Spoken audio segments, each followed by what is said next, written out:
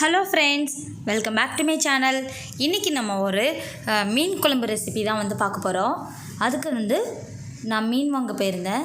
அங்கே இருக்க மீன் வெரைட்டிஸ் எல்லாத்தையும் லைட்டாக ஒரு கிளிப்பிங் எடுத்துகிட்டு அதுக்கப்புறம் நான் என்ன மீன் வாங்கினேன்னு பார்த்தீங்கன்னா, இந்த ப்ளூ கலரில் இருக்குல்ல, இந்த மீன் தான், கிளி மீன்.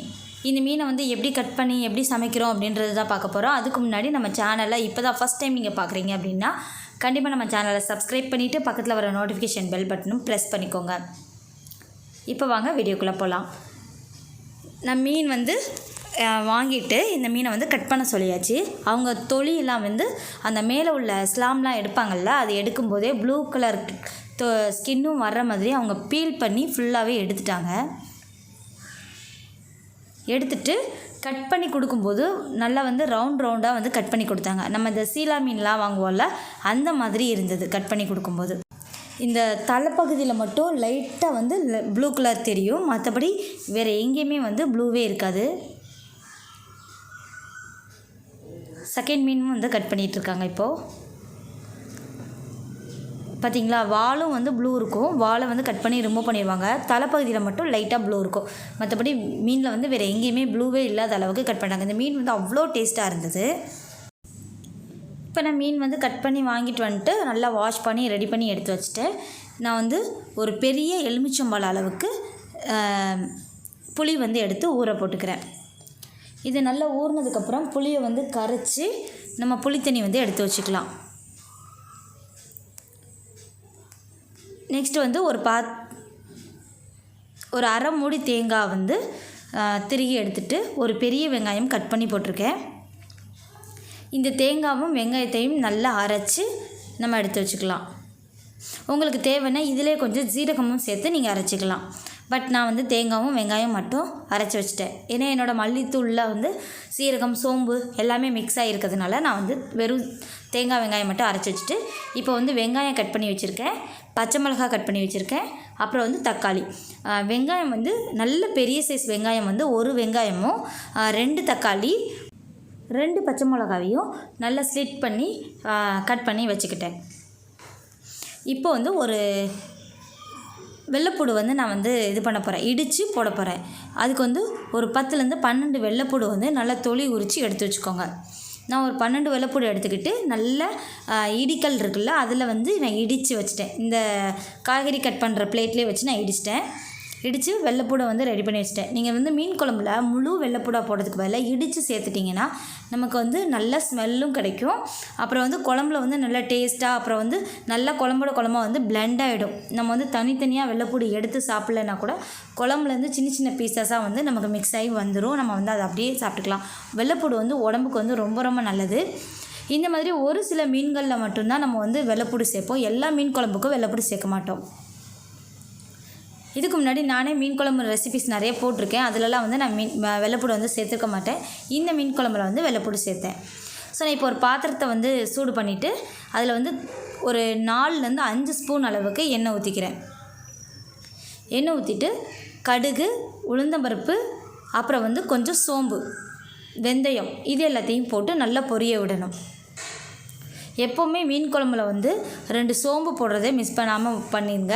அதுக்கப்புறம் கொஞ்சம் வெந்தயமும் போட்டுக்கோங்க. அப்படி போடும்போது குழம்பு நல்ல டேஸ்ட்டாக இருக்கும். இந்த எண்ணெயில் பொரிஞ்சு வரும்போது உங்களுக்கு ஒரு நல்ல ஸ்மெல் என்ஹான்ஸ் பண்ணி கொடுக்கும். அது குழம்போட டேஸ்ட்டே நல்லா மாற்றி கொடுக்கும்.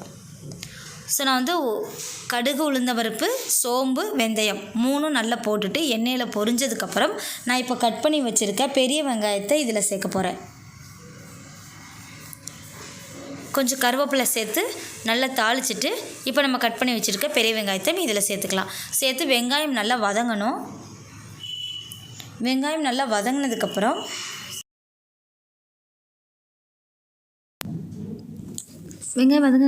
நம்ம கொஞ்சம் வெள்ளைப்பூடு நல்லா இடித்து வச்சுருக்கோம் இல்லையா, அதை இதில் சேர்த்துக்குவோம். இந்த எண்ணெயில் வெள்ளைப்பூடு நல்லா வதங்கி வேகணும். அப்படி எண்ணெயில் வதங்கி வேகும்போது வெள்ளைப்பூடு நல்ல ஸ்மெல் டேஸ்ட்டும் ஸ்மெல்லும் நம்ம குழம்புக்கு கொடுக்கும்.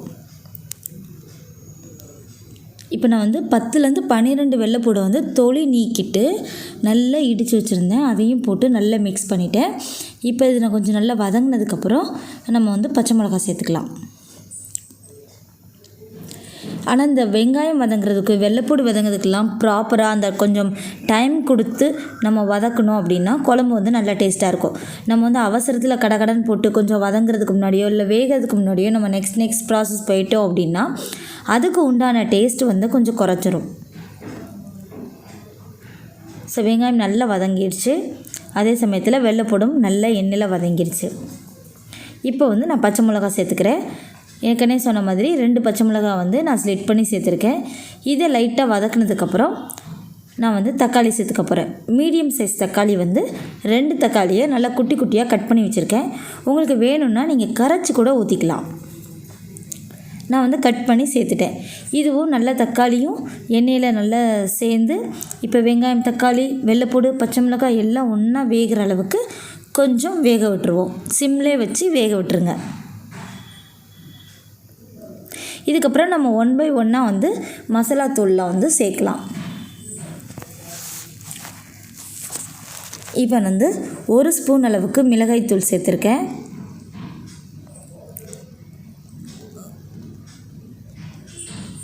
2 ஸ்பூன் அளவுக்கு மல்லித்தூள் தனி மிளகாய்த்தூள் தனி மல்லித்தூள் சேர்த்துருக்கேன். இது வந்து குழம்பு மிளகாய் மல்லித்தூள் சேர்க்குறேன். அதாவது இந்த மல்லித்தூளில் வந்து என்ன சேர்ந்துருக்கும் அப்படின்னு பார்த்திங்கன்னா மஞ்சள் மிளகு சீரகம் சோம்பு மல்லி இது எல்லாத்தையும் கடலைப்பருப்பு இது எல்லாத்தையும் நல்லா காய போட்டு வறுத்து திரித்து குழம்பு பொடி ரெடி பண்ணியிருப்பாங்க. அந்த குழம்பு பொடி தான் நான் வந்து இதில் சேர்க்குறேன். அதுவும் ஒரு 1.5 ஸ்பூன் அளவுக்கு நல்லா சேர்த்துட்டு மிக்ஸ் பண்ணிக்கிறேன். ஸோ நான் இந்த பொடியில் வந்து உங்களுக்கு சீரகம் சோம்பு மஞ்சத்தூள் இது எல்லாமே மிக்ஸ் ஆகிருக்கு அப்படின்றதுனால மஞ்சத்தூள் சேர்த்துருக்க மாட்டோம். ஆக்சுவலி விரலி மஞ்சள் சொல்லுவாங்கள்ல அந்த மஞ்சள் சேர்த்துருப்போம்.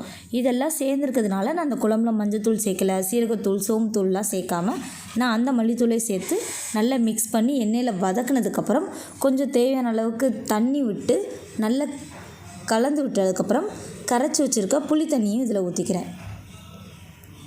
நல்லா கரைச்சி வச்சுருக்க புளி தண்ணியும் விட்டு நல்லா கொதிக்க விட்டுருவோம். இப்போ வந்து நம்ம தேங்காயும் வெங்காயமும் ஏற்கனவே அரைச்சி வச்சுருக்கோம்ல அதையும் இதில் மிக்ஸ் பண்ணி சேர்த்துட்டு நல்லா கலந்து விட்டுருவோம். இப்போ வந்து ப்ராசஸ் முடிஞ்சிடுச்சு. இதில் தேவையான உப்பு சேர்த்து நல்லா குழம்பு கொதிக்க விட்டுட்டு குழம்பு கொதிச்சதுக்கப்புறம் நம்ம வந்து இந்த மீன் வந்து எப்படி இருக்குன்னு பாருங்கள். நான் காட்டுறேன். ஒன்று ஒன்றா நான் குழம்புல சேர்க்கும்போது பாருங்கள். நான் மிக்சியை நல்லா வாஷ் பண்ணி அந்த தண்ணியும் தேங்காய் தண்ணியும் ஊற்றிடுறேன். இப்போ குழம்பு நல்லா கொதிக்கட்டும். நல்லா குழம்பு கொதிச்சதுக்கப்புறம் மீன் சாப்பிட்றதை நான் சொல்கிறேன். இந்த மாதிரி என்றைக்காவது ஒரு நாள் உங்களுக்கு வித்தியாசமான ஃபிஷ் கிடச்சிச்சு அப்படின்னா கம்மியான அமௌண்ட்டில் நீங்கள் வந்து ஃபிஷ் வாங்கி சாப்பிட்டு பாருங்கள். உங்களுக்கு ட்ரை பண்ணி பார்த்துட்டு நல்லா இருந்துச்சு அப்படின்னா மட்டும் உங்களுக்கு தேவையான அளவுக்கு நிறைய வாங்குற மாதிரி இருந்துச்சு அப்படின்னா நீங்கள் வாங்கிக்கலாம். ஏன்னா நம்ம ஃபஸ்ட் டைம் வாங்கும்போது கம்மியாக வாங்கணும். ஆனால் இந்த மீனை வந்து நான் சின்ன குழந்தையாக இருக்கும்போது ஒரு 10 வயசு இருக்கும்போதெல்லாம் இந்த மீன் வந்து நான் சாப்பிட்ருக்கேன். எனக்கு தெரியும் இந்த டேஸ்ட் வந்து நல்லாயிருக்கும் அப்படின்னு சொல்லிட்டு. இருந்தாலும் நான் ஓரளவுக்கு கரெக்டான அளவு தான் வந்து வாங்கியிருந்தேன். சரி, இப்போ வந்து நம்ம குழம்பு கொதிக்க எல்லாமே குழம்பெல்லாம் கூட்டி எல்லாம் ரெடி பண்ணியாச்சு. இப்போ குழம்புக்கு தேவையான உப்பு சேர்த்துட்டோம். இப்போ லைட்டாக குழம்பு கொதிக்கட்டும். லைட்டாக குழம்பு கொதிச்சதுக்கப்புறம் நான் என்ன சேர்க்க போகிறேன்னு பார்த்தீங்கன்னா மாங்காய். மீன் குழம்புல மாங்காய் சேர்த்து செஞ்சோன்னா குழம்பும் அவ்வளோ டேஸ்ட்டாக இருக்கும். அதில் போடுற மாங்காவும் செம்ம டேஸ்ட்டாக இருக்கும். நல்ல குழம்பு வந்து கொதித்து நமக்கு தேவையான அளவுக்கு வர்ற மாதிரி கன்சிஸ்டன்சி வரணும். ஸோ இப்போ நான் வந்து மீனை சேர்க்குறேன். பாருங்கள், ஃபஸ்ட்டு வந்து மீனோட தலையெல்லாம் சேர்த்துட்டு அதோட வந்து வால் பகுதி அப்புறம் வந்து ஒரு சில துண்டுகள் மட்டும் இதில் சேர்க்குறேன். மீதி உள்ளதை வந்து மீன் ஃப்ரை பண்ணலாம் அப்படின்னு சொல்லிட்டு அதுக்கு கொஞ்சம் எடுத்து வச்சுட்டு தான் இந்த மீன் குழம்புக்கு வந்து நான் ஒவ்வொரு ஃபிஷ்ஷு சேர்த்துட்ருக்கேன். நான் மீனை போட்டோன்னே எப்பவும் போல் கரண்டி வச்சு நல்லா கிண்டி விட்டுட்டு அதுக்கப்புறம் வந்து மீன் வெந்ததுக்கப்புறம் கிண்ட விட மாட்டேன். இப்போ மீன் வந்து பொரிக்கிறதுக்கு நான் ரெடி பண்ணிகிட்ருக்கேன். பொரிக்கிறதுக்கு நான் என்னென்ன மசாலா சேர்க்குறேன்னா 1/4 ஸ்பூன் மஞ்சள் தூள், 1 ஸ்பூன் அளவுக்கு மிளகாய்த்தூள், தேவையான அளவு உப்பு, எப்போவுமே மேக்னேட் பண்ணிவிட்டு நீங்கள் வந்து உடனே பொரிக்காதீங்க. 1 ஹவராவது ஊற வைக்கணும். இல்லைன்னா நீங்கள் ஃப்ரிட்ஜில் வச்சிட்டிங்கன்னா 1/2 hour கூட ஊற வச்சா போதும். நான் வந்து 1/2 ஸ்பூன் அளவுக்கு சோம்புத்தூள் சேர்க்குறேன். சோம்புத்தூள் வந்து நீங்கள் சேர்க்கும்போது நல்லாயிருக்கும். உங்களுக்கு தேவைன்னா மல்லித்தூள் கூட நீங்கள் சேர்த்துக்கலாம். கொஞ்சமாக தனி மல்லித்தூள் தனியாத்தூள் சொல்லலாம், அது நீங்கள் சேர்த்துக்கலாம். இது நான் வீட்டிலே அரைச்சி ரெடி பண்ணி வச்சுருக்கேன் இஞ்சி பூண்டு பேஸ்ட்டு. இதில் கொஞ்சம் உப்பும் எண்ணெயும் சேர்த்து பண்ணியிருக்கிறதுனால உப்பு வந்து நம்ம எப்போ ஃபுட்டில் சேர்க்கும் போதுமே கொஞ்சம் பார்த்து கரெக்டாக தான் போடணும். அதுக்கப்புறம் நான் 1.5 ஸ்பூன் அளவுக்கு கார்ன்ஃப்ளவர் மாவு சேர்க்குறேன். உங்களுக்கு தேவைன்னா அரிசி மாவு கூட சேர்த்துக்கலாம். எக்கை வந்து நான் பீட் பண்ணிவிட்டு பாதி அளவுக்கு தான் சேர்க்குறேன். ஒரு முட்டை முழுசாக சேர்க்கலை, ரொம்ப அப்புறம் வந்து தண்ணியாக ஆகிடும் அப்படின்றதுனால நான் ஒரு முட்டை சேர்க்கல. நல்ல ஒரு முட்டையை நல்லா பீட் பண்ணிவிட்டு கொஞ்சமாக பாதி அளவுக்கு மட்டும் சேர்த்துட்டு நல்லா மிக்ஸ் பண்ணி அதை வந்து ஒரு பேஸ்ட்டு ரெடி பண்ணதுக்கப்புறம் பாருங்கள், இந்த மீனை வந்து நான் அதில் பிரட்டி வைக்க போகிறேன். பிரட்டிட்டு நான் வந்து இதே பாக்ஸை அப்படியே வந்து மூடி ஃப்ரிட்ஜில் தூக்கி வச்சுருவேன். ஸோ நான் எப்போ நம்ம சாப்பிட போகிறோமோ அப்போ வந்து நம்ம பொரித்து சூடாக எடுத்துக்கலாம் அப்படின்றதுனால நான் வந்து ஃப்ரிட்ஜில் தூக்கி வச்சுருவேன். ஃப்ரிட்ஜில் வைக்கும்போது நல்லா மேக்னேட் ஆகிரும். அதே சமயத்தில் வந்து நல்ல டேஸ்ட்டாகவும் இருக்கும். நான் இருக்கிற கொஞ்சம் கொஞ்சமாக மீனை வந்து போட்டு கொஞ்சம் இது பண்ணதுக்கப்புறம் தான் மீதி உள்ளதை வந்து நான் விரவுறேன். மொத்தமாக போட்டுட்டோன்னா விரவதுக்கு வந்து ரொம்ப கஷ்டமாக இருக்கும் அப்படின்றதுக்காக நான் அப்படி பண்ணேன். நீங்கள் ஒன்று ஒன்றா விரவிட்டு நீங்கள் வேறு ஏதாவது பிளேட்டில் எடுத்து வைக்கணுன்னா கூட வச்சுக்கலாம். பட் நான் இதே பாக்ஸ்லேயே நான் அப்படியே மேக்னேட் பண்ணிவிட்டு மூடி ஃப்ரிட்ஜில் வைக்க போகிறேன். அவ்வளோதான். இதுக்கு தேவையான பொருள் இவ்வளோ தான். நான் இப்போ வந்து குழம்பு நல்லா கொதிச்சிருச்சு, மீனும் நல்லா வெந்துருச்சு. எண்ணெய் பிரிஞ்சு வந்த உடனே நம்ம வந்து குழம்பு வந்து கரண்டி போடாமல் லைட்டாக கிண்டி அப்படி குலுக்கி குழம்பு வந்து நல்லா வச்சுட்டு இப்போது நான் தோசைக்கல்லில் வந்து மீனை பொரிச்சிட்ருக்கேன். உங்களுக்கு இந்த வீடியோ பிடிச்சிருந்தா லைக் பண்ணுங்கள், நம்ம சேனலை மறக்காமல் சப்ஸ்கிரைப் பண்ணிக்கோங்க. நோட்டிஃபிகேஷன் பெல் பட்டனும் ப்ரெஸ் பண்ணிவிட்டு உங்கள் ஃப்ரெண்ட்ஸோடு ஷேர் பண்ணிக்கோங்க. தேங்க்ஸ் ஃபார் வாட்சிங். பாய்.